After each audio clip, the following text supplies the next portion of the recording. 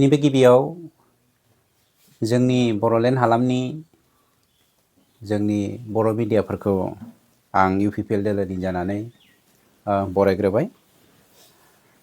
गोबां सम थांनाय दान मोनसेनिबो बांसिन जोंनि आसाम हादाबसा आरो BTC हालामखौ लानानै BTR हालामखौ लानानै जोंनि बर' आरो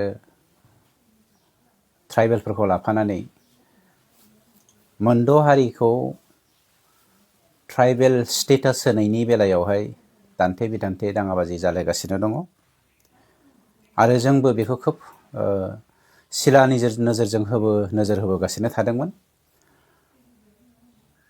गोबां मानसिफोरा जोंनि UPPL दोलोखौबो दिनै माहारियारि बादजों समाज दानायनि थांखिजों बर'लेण्ड हालामाव सान्थि गायसननायजों आरो गासैबो जाथि जनगोष्ठीखौ लानानै खौसेथियै भारतीय नागरिक हिसाबै जोङो माबोरै आवगायलांगोन बे नोजोरजोंनो जोङो अबजार्भ खालामबाय थाबोदोंमोन। जाउनाव जोङो साननैसो नेथ'दोंमोन, नाथाय दिनै जोङो मोनसे बाथ्राखौ रोखा होनो नागिरबाय जे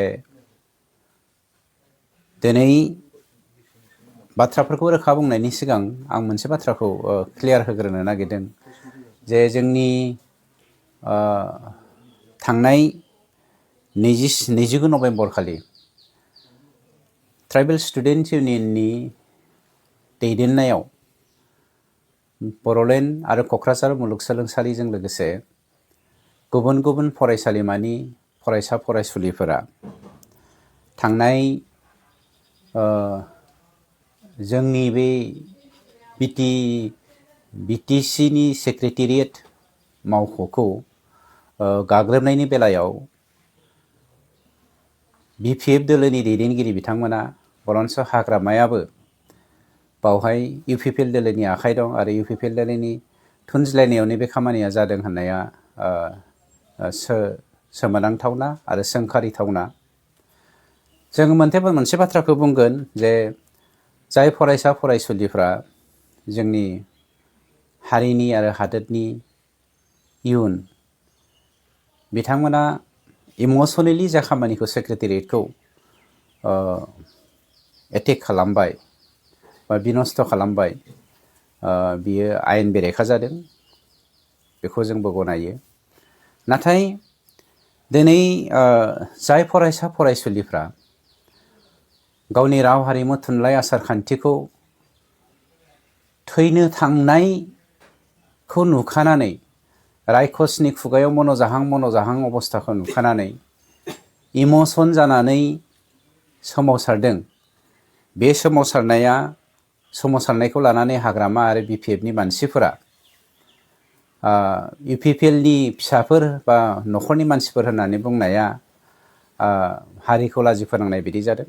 नंगौ, बावहाय UPPLनि गथ'फोरबो फिसाफोरबो थागोन, BPFनि फिसाफोरबो थागोन, BJPनि कंग्रेसनि फिसाफोरबो थागोन। UPPL, BPF, BJP, कंग्रेस बेफोर जादों मोनफा मोनफा राजखान्थि हान्जा। खिन्थु बर' बिमानि राव रायग्रा, बर' बिमानि आसार खान्थि हारिमु राव थुनलाइखौ सिबिग्रा बैफोर जादों साफा साफा बर' आरो साफा साफा ट्राइबेल। जाय ट्राइबेला रोजा 7,000 बोसोर जोंनि बर' बंस'आ रायजो जाबोदों। बे 7,000निख्रुइबो बांसिन रायजो जानाय बर' फिसाफ्रा जेब्ला दिनै हरखाब सासे बर' दैदेनगिरिनि दैदेननायावनो गावनि राव हारिमु थुनलाइ आसार खान्थिखौ रायखसनि खुगायाव गारसननायखौ नुबाय, बे नुनानै बिथांमोना सोमावसारनाया बे मोनसे साभाबिक बाथ्रा। नाथाय बिदि होननानै दिनै BPFआ UPPLखौ मुं फाननाया गावनि राजनैतिक षड़यन्त्रनि थाखाय बर' हारिखौ फाननायनि मोनसे सिन जानानै फैनायखौ जोङो नुनो मोनदों। नैथियाव मोनसे बाथ्राखौ जोङो बुंनांगोन जे 29 नभेम्बर खालिनि जा जाथाय, बे जाथायखौ लानानै हाग्रामाया जे UPPL एबसुआ गावखौ बुनो जुगुमदों, गोहो दंब्ला मोदोमाव दांनाय फै होनना बुंनाय बाथ्राया आं सानो बियो सासे गावखौ मूर्ख होनना सिनायथि होनाय सासे लिडार। बिथाङा ओरैबायदि मूर्ख लिडार, मूर्खखायनो अधर्य आरो सासे काउन्सिलनि मुरब्बी जानानै गावखौनो जुदि बाहुबलि देखायनानै हारिखौ फोजोबस्रांनो नागिरदोंब्ला आं खावलायगोन, नोंथाङा मेलेम दङबा खर'आव जुदि नोंथाङा मेलेम दङब्ला कलम हमनानै जोंजों दावहा नांनो आवगायबो। आं पार्सनेलि नोंथांखौ चेलेन्ज खालामदों। बुलायनायनि बाथ्राखौ जों बुङा, जों नोंथां बायदि मूर्ख नङा, अधर्य नङा, खिन्थु बोलोआ जोंहाबो दङ। जों रावखौबो इन्स्टिगेट खालामनो नागिरा, खिन्थु नोंथाङाबो सोरखौबा इन्स्टिगेट खालामैया गाहाम, बेखौसो जों नोंथांखौ खावलायदों। 3 नाम्बाराव आं मोनसे बाथ्राखौ रोखा खालामनो नागिरदों। बे जाथायखौ लानानैनो बिथांनिनो सासे इएम, आफथारा ना मा होनो, आं नामखौ मोजां मिथिया, बिथाङा बर' माहारियारि बादखौ लानानै जाबायदि सोंखारिदों, जाय दुलाराय बर' फरायसा आफादा दिनैनिफ्राय बेसेबांबा बोसोर जोनोम जानाय मोनसे आफाद, बर'खौ मोनसे दिङायाव दैखांनानै लोरगि हमनानै गासैबो सात जालानिफ्राय रैखाथि होनानै अरायबो बे आफादनि फरायसा फरायसुलि दैदेनगिरिफ्रा गावखौ त्याग खालामनानै हारिखौ बासायग्रा मोनसे आफाद, दुलाराय बर' फरायसा आफाद। बे बर' फरायसा आफादखौ दिनै फाग्ला होननानै बुंनाया सोंखारिथावना। आफथाराया सोर? आरो आफथाराखौ हाग्रामाया माबायदि पावार होदों?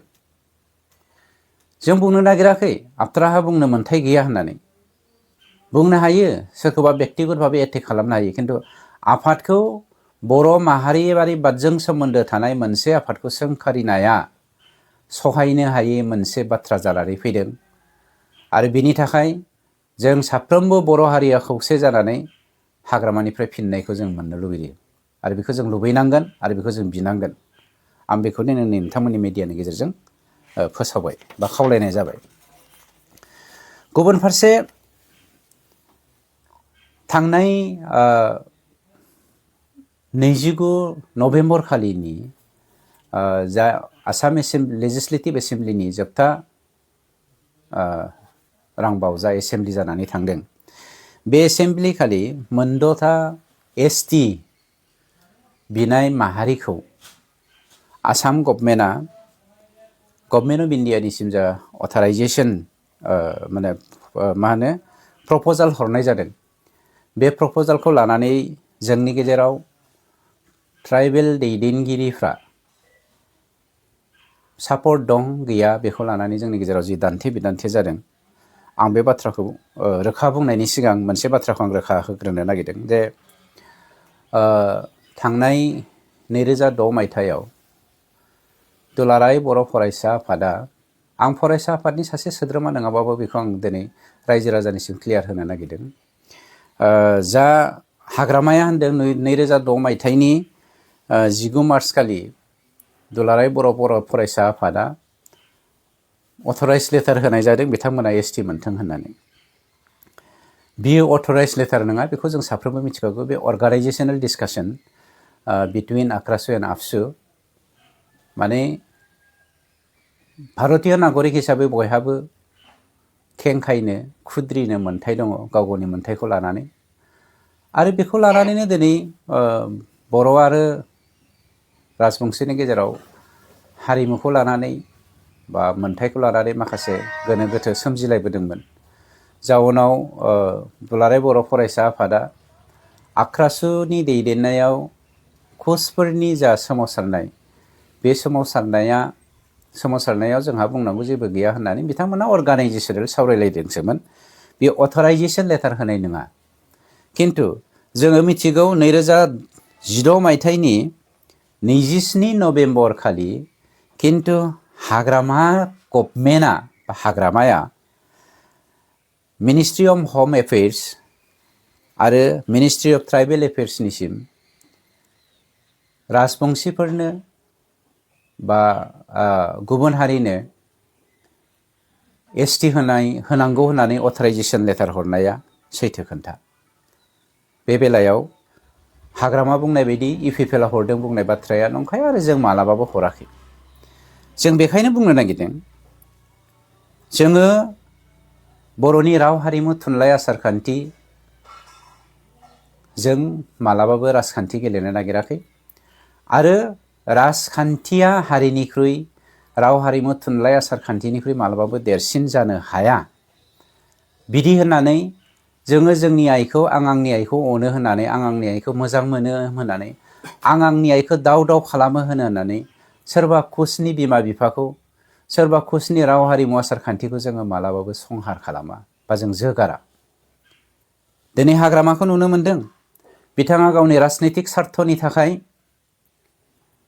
सोरनोबा मोनथाय होनो थांनानै गावनि राव हारिमु थुनलाइ आसारखान्थिखौ खोमानानै जोगारनो नागिरदों आरो बेखौ रायखसनि खुगायाव ब्लां ब्लां सिनाय रायखसनि खुगायाव सोसननानै बर' हारिखौ फोजोबनो नागिरदों। UPPL दोलोनि सासे स्पक्स पार्सन हिसाबै आं मोनसे बाथ्राखौ क्लियार बुंनो नागिरदों। जों UPPL दोलोआ साफ्रोमबो आरो पार्टी हिसाबै जोङो ट्राइबेलजों दङ, जोङो बर'जों दङ, जोङो बर'नि राव हारिमु आसारखान्थिखौ जों मालाबाबो जोगारा।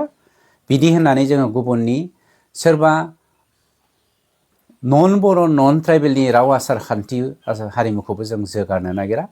मानोना थांनाय गभर्नमेन्टआव जोङो हम मर्यादा हम उन्नयन हम बिकास समान जौगाथायखौ नोजोर बोनानै जोङो अनलायनायनि गेजेरजों सान्थियै जोङो जाबायदि खुनु सोमावसारनाय गैयालासेनो मोनफ्रोमबो जाथिखौ जनगोष्ठीखौ जोङो जौगानायनि लामाजों दैदेनलांदोंमोन। नंखायनो मोनफ्रोमबो जाथि जनगोष्ठीया गनायदोंमोन। षड़यन्त्रआव गोग्लैनानै थांनाय बिसायख'थियाव जोङो जेनदोंब्लाबो जोङो अधर्ज जायाखै। जेरै हाग्रामाया 28टा सिट षड़यन्त्र भाबै देरहानानैबाबो जोंनि राव हारिमु थुनलाइ आसारखान्थिखौ गुबुनखौ गोबानानै फाननो थांनाया जोंनि थाखाय लासिंसिं आरो दुखुनांथाव बाथ्रा। बेनिखायनो नोंथांमोननि मिडियानि गेजेरजों आं दिनै सासे रन्जित बसुमतारी हिसाबैबो कुइसन खालामनो नागिरदों। जों UPPL दोलोआ हारि आरो माहारि राव हारिमु थुनलाइ आसारखान्थिखौ फोथांना लाखिनायनि थाखाय जेब्लायबो दं।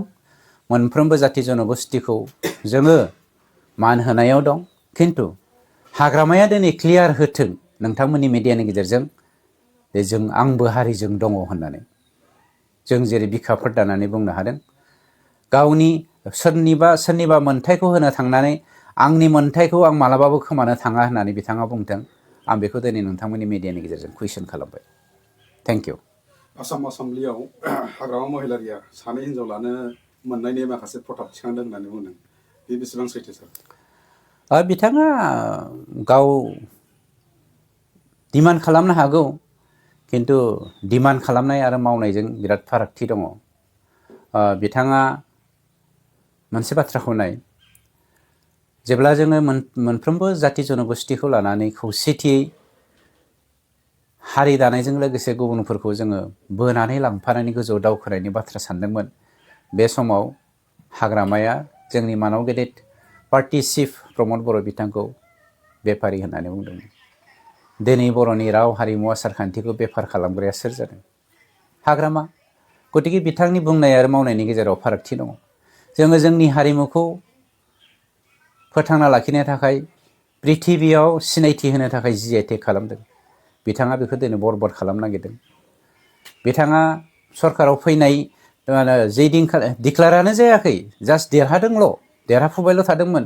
बे समावनो क'क्राझाराव मोनफ्रोमबो आसाम BTRनि जायगा मोनफ्रोमबो खना खनलायाव दिनै टासुवा ड्राग्स एन्टि ससियेल एलिमेन्टफ्रा जालांगासिनो दङ। बिथांनि सरकारनि दिनाव दिनै एक्सटर्सन जाफिनदों।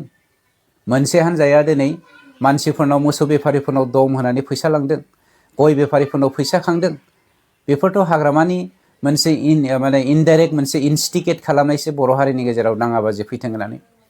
दिनै गोजौ जौखोनाय हारिया बर' हारिखौ लेखा दा रोंथों, बर' हारिया दा जौगाथों, बिदि होननानै बर'नि जौगानायखौ नायनो हायैनि जाहोनाव सासे मुर्खनि आखायाव दिनै बर' हारिखौ गथायनानै बर' हारिखौ फोजोबस्रांनो जा कौसल खालामदों, बे कौसलखौ BPFनि दैदेनगिरिफ्रा बुजिया जोंनि थाखाय लासिंसिं बाथ्रा।